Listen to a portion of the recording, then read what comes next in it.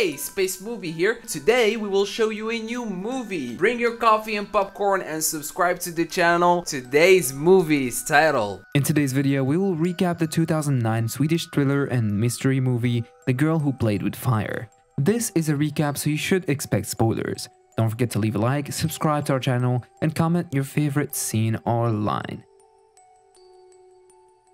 The movie begins with Lisbeth Slander's foggy nightmare. She's dreaming about her traumatizing experience since she was a young girl, the repeated rape incident in the psychiatric hospital.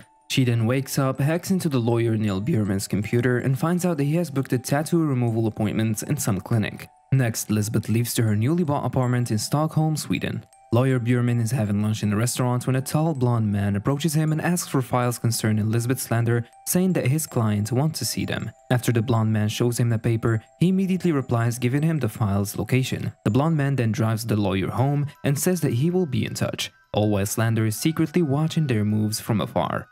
After Bjurman falls asleep, Lisbeth manages to get into his apartment. Since he is supposed to be her legal guardian, she checks the reports he has written about her and finds out that he has not been filling them regularly. She wakes him up, pointing his own gun to his head, and orders him to start filling regular positive reports concerning her behavior. She then threatens him that if anything happens to her, she would release a film of them both to the public. She finishes by saying that if he tries to remove the tattoo he has on his belly again, she will carve one into his forehead. Bjurman calls a man called Zala and tells him that he has the police files he wants for Salander. However, he will only deliver them once Zala gets him the DVD that contains their film together.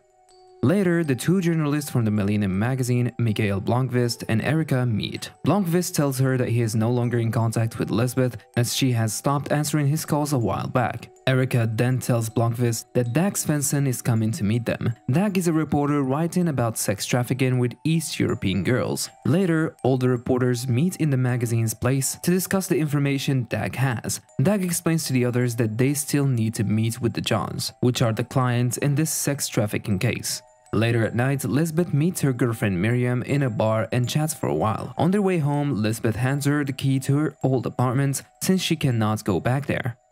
Back at the magazine's office, Gan tells Blomqvist that he has found an address linked to one of the Johns. Gan and his girlfriend Mia are leaving for a vacation celebrating the completion of her PhD thesis on sex trafficking with East European girls. He calls Blomqvist and asks him how he should deliver a package related to the case, and Blomqvist says that he will come get it himself. When Blomqvist arrives to get the pictures, he comes across their neighbors leaving the building hastily. He goes into their apartment to find them both shot dead. The police arrive to the crime scene and begin questioning the neighbors and Blomqvist, as he was the one to discover the double murder. The group of reporters vote unanimously in favor of releasing the story despite the execution of their colleague and his girlfriend. Later in the police station, the gun used in the crime leads to the lawyer Bjurman but has the prints of Lisbeth Salander on it. When the police start investigating her, they realize that Bjurman is in fact her legal guardian, as she was declared legally incompetent. They also find out about her violent behavior in the past, her time in the mental institution, as well as being suspect of prostitution. As she is now the lead suspect for killing the couple, the police storm her house but find nothing on her. One of the police team members head to the Bjurman's house to find him lying dead face down on his bed. When they turn him over, they discover the tattoo on his belly that reads, "I'm a sadistic pig and a rapist," which they translate as perfect motive for his murder. Lisbeth is only now finding out she is the main suspect when she suddenly sees posters of her face and the written "suspect in triple murder" posted on the streets. Nonetheless, Blomqvist is convinced Lisbeth has nothing to do with these murders. When she sees on the internet that her friend Blomqvist is linked to the murders, as Gan was his colleague and he was the one who found the bodies, she hacks into his computer where he deliberately left all the documents he has on the case for her to copy. At the same time, Blomqvist goes to meet with Gunnar Bjork, one of the Johns whose address was found by Gan before he was killed. Blomqvist confronts him with all the information they have on him and tells him that he will be given the legal right to comment once the story is published. Lisbeth studies the documents copied from Blomqvist's computer and finds out about Sandstorm, one of the men related to Zala. She then goes into his house and blackmails him for information on Zala. He replies saying he only talked to him on the phone and knows nothing more about him. Blomqvist goes to meet Paolo, Lisbeth's friend from a boxing gym. He explains to Paolo that Lisbeth is in big trouble and that he needs his help to find Miriam, thinking she might lead them to Lisbeth. When Paolo goes to meet Miriam, he unexpectedly witnesses the blonde man kidnapping her. He follows them and ends up in an abandoned warehouse. Paolo goes in and fights him as strongly as he can, but the blonde man seems to feel no pain when beaten by Paolo and Miriam. He then leaves them both unconscious on the floor and sets the warehouse on fire. Yet, without him noticing, they manage to escape before the whole place burns down. Blomqvist wakes up the next morning to a message from Lisbeth saying that she didn't kill Dag and Mia, and that he should find Zala if he wants to help her. Blomqvist then goes to visit Paolo and Miriam in the hospital, and Paolo tells him about the blonde man and how weirdly insensitive to pain he was.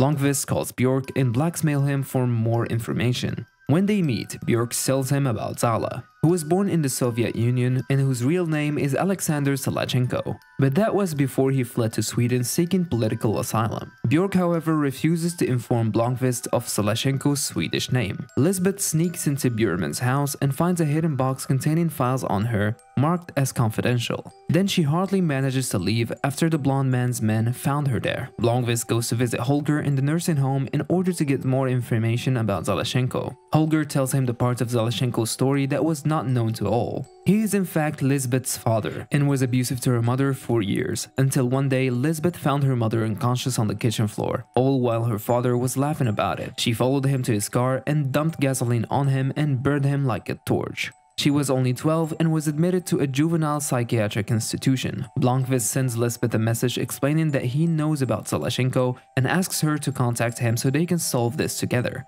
Nonetheless, Lisbeth only answers, "Thank you for being my friend." At night, Lisbeth goes to visit Miriam in the hospital to ask her if the sketch of the kidnapper drawn by the police is actually what the kidnapper looks like, in order to confirm that it was the blonde man she suspected. Lisbeth apologizes for everything, then leaves, dropping her keys in the room, which Miriam later on hands to Blomqvist. The keys lead him to her new apartment.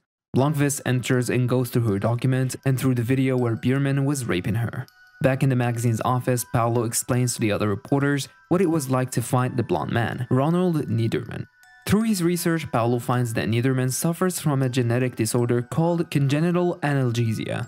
Lisbeth takes a car from a car renting agency and follows a lead to Niederman's house where Zalachenko is. In the meantime, Blomqvist receives a call from the office giving him the address to Niederman's place and heads there too. Lisbeth watches over the house for a while, then tries to get in quietly, but is stopped and held by Niederman, who knocks her unconscious. When she wakes up, an old man with a cane and a burnt face comes in, and she quietly says, "Hey daddy."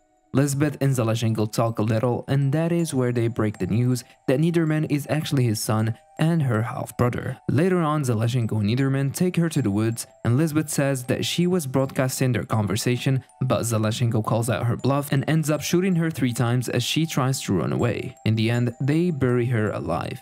The next morning, Lisbeth manages to get out of her grave using the cigarette case Miriam once gifted her. She heads to a woodshed next to Niederman's house. Zalachenko goes to check the place after hearing a noise coming from there. He gets in and is surprised to see her. Although in a terrible shape, she hits him with an axe twice. Niederman wakes up to his father's scream and heads to the woodshed to find her holding Zalachenko's gun, which is how she keeps him away from her long enough. Niederman runs away, leaving the place when he sees Blomqvist's car approaching. In the last scene, the place is soon filled with police officers and paramedics rescuing the severely injured Lisbeth and Zalachenko.